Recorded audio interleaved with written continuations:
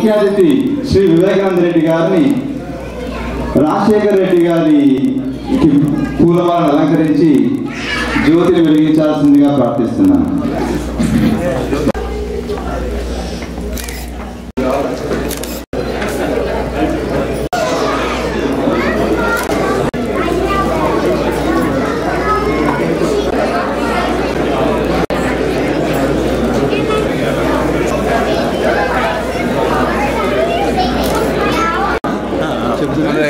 రాజకీయాలకు ప్రేమతత్వాన్ని జోడించి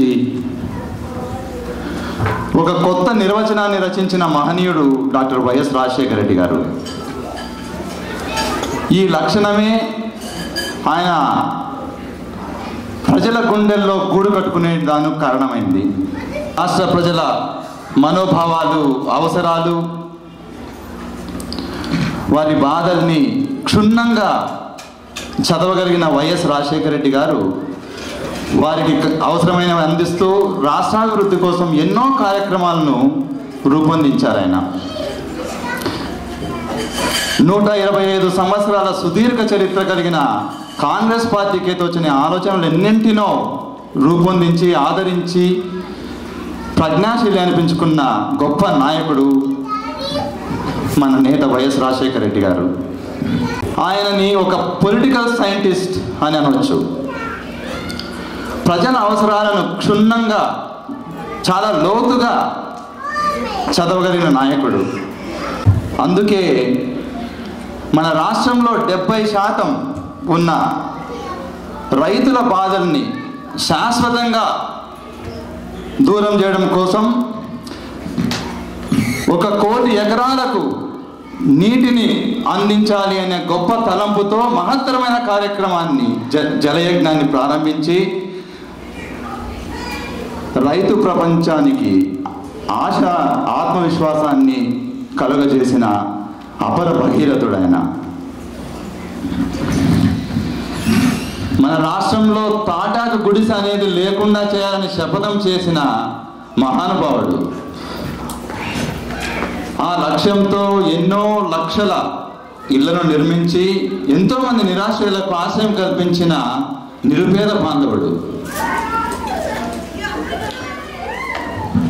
85 లక్షల మందికి పావలా వడ్డీకి రుణాలు అందజేసి మహిళను లక్షాధికారిని చేస్తానని చెప్పిన మహానేత ఆయన. వికలత్వమైన, వృద్ధాప్యమైన అది సమస్య కాకూడదు అని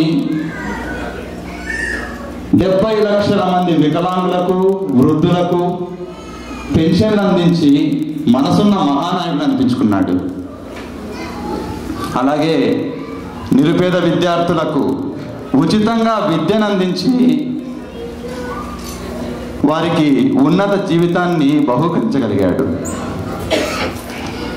అలాగే పేద రైతులకు ఉచిత విద్యుత్తు, రుణమాఫీ, అలాగే పేదవారికి కార్పొరేట్ మెడికల్ సదుపాయాలు కలిగించే ఆరోగ్యశ్రీ, 108, 104 వైద్య సదుపాయాలు, ఇవన్నీ నిరుపేద గుండెల్లో ఆయన దైవంగా, ఒక ఆపద్బాంధవుడిగా నిలిచిన మహనీయుడు వైఎస్ రాజశేఖర రెడ్డి గారు.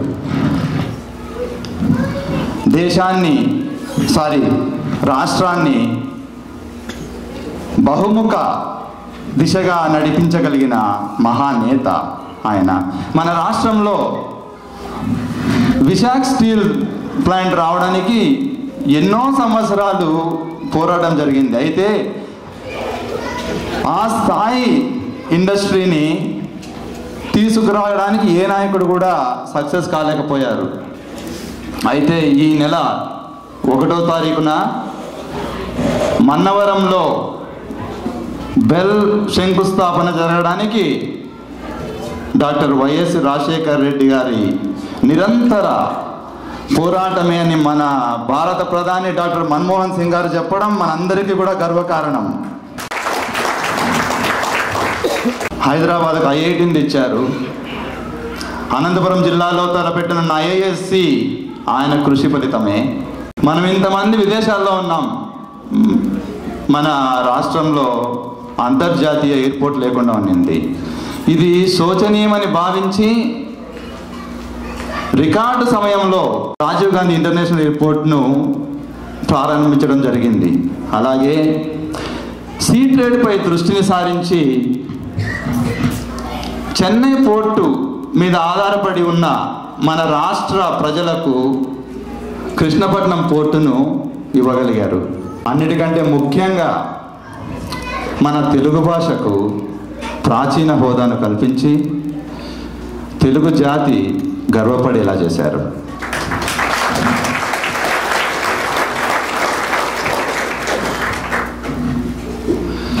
ఇవన్నీ కేవలం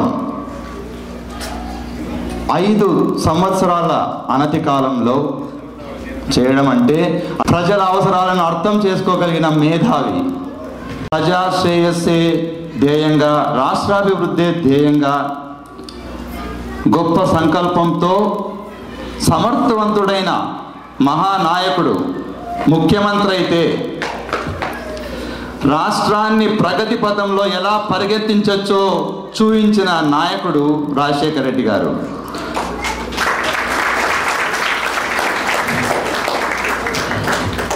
రాజును బట్టి రాజ్యం అంటారు. రాజు గొప్పవాడైతే రాజ్యం ఎంత సుభిక్షంగా సస్యశ్యామలంగా ఉంటుందో నిరూపించిన మహారాజు మన వైఎస్ రాజశేఖర రెడ్డి గారు.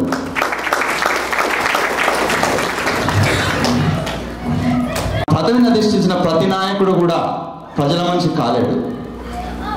అయితే ప్రజల మనిషి కాగలిగిన నాయకుడు జీవించి ఉన్నా మరణించిన ప్రజల హృదయాల్లో అమరజీవిలా శాశ్వతంగా నిలిచిపోతాడు. అందుకు నిదర్శనం మన ప్రియతమ నేత డాక్టర్ వైఎస్ రాజశేఖర రెడ్డి గారి జీవితమే. మరణం లేని ఆ మహానాయకుడికి ఆయన ఆత్మశాంతి కోసం 2 నిమిషాలు మౌనం పాటిద్దాం. దయచేసి అందరూ నిల్చొని 2 నిమిషాలు మౌనం పాటించాల్సిందిగా కోరుతున్నాను. స్నేహానికి మారుపేరు వైఎస్ఆర్ అని అంటారు. ధనం, అధికారం, హోదా ఇవేవి స్నేహాన్ని దూరం చేయలేవని నిరూపించిన గొప్ప వ్యక్తి వైఎస్ఆర్. స్నేహం కోసం ప్రాణాలు ఇచ్చేవాడు అంటారు. ఆయన ఒక్కసారి దగ్గరైతే జీవితాంతం దూరం కాలేదనేది ప్రతి ఒక్కరికి ఇప్పుడు తెలిసిన విషయం. వారి చిరకాల స్నేహితుడు డాక్టర్ ప్రసాద్ గారు ఇప్పుడు ఇక్కడే మనతో పాటు ఉన్నారు. వారిని వేదిక మీదకి స్వాగతిస్తూ వారి అనుభూతిని తెలియజేయాల్సిందిగా కోరుతున్నాను.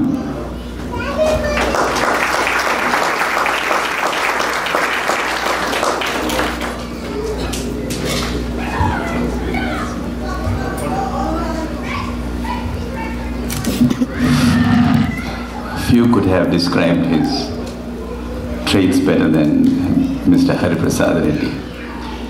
I think he has an eloquent language, great voice, and he spoke in Telugu. I wish I could speak Telugu like that.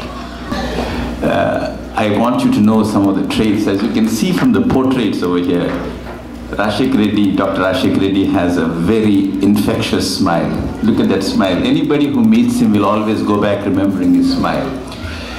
And his hearty laugh, that's something which you cannot forget. Actually, I can go on giving innumerable examples of my personal experiences with him, which led me to realize him intimately. But I would just like to paint a brief strokes to characterize him. He is a practitioner of Dharma in the true spirit. He is a perfect son, and Mr. Vivekananda Reddy will attest to that. A perfect sibling to have, the greatest father one could have, a wonderful friend, a great Congress party worker, and a leader. And I'm sure everybody in India remembers that again and again, what a friend he is. I'm sure there are lots of people wish they had a friend like Rajshekar Reddy. There are lots of people who wished they had a son like Rajshekar Reddy. Particularly in Kadapa, and actually there's one gentleman over here who's named Rajshekar Reddy. I'm not sure if he was named because of Rajshekar Reddy, but Rajshekar Reddy always used to tease him, did you steal my name or something like that. Is it Raja? And there are many, many things like this. I mean, I find it silly to describe a relationship. It's so artificial if I have to talk about relationship. But there are many things I wished I saw here, like him carrying a large pumpkin. Gummadkai. You know, you have seen the largest pumpkin in Hyderabad where Bush was amazed to see one. Do you all remember the portrait of his? I wish I saw that. And there are many more things of Rajshekar Reddy that we can go on endlessly, but there are characters in him that anybody would love to emulate. There are many times we discussed about success, and there are times when he said success is 99% preparedness when it meets 1% opportunity. I think truly he was rephrasing what Albert Einstein said, a genius is 99% inspiration and 1% perspiration. I traveled with him many times in the plane and we were sitting next to each other. There was a time when he used to be a member of the parliament, and on long flights people used to wonder what he would read. He was reading books on terrorism, the anatomy of terrorism, why does terrorism occur, and what can be done to eradicate terrorism. Particularly he was concerned about Naxalism and what could it be. He was more concerned about the time when he was not in any responsible role in any authoritative manner. He would always get prepared. He always, when he had idle time, he was prepared with speeches. I want you to know he was not always having all these thousands of people by his side. When anybody called him to discuss a problem they had, he opened his diary, he wrote a note, and he would remind some of his friends, or even Suryudu, remind me about this on this particular time. And he would make sure he would follow through on it.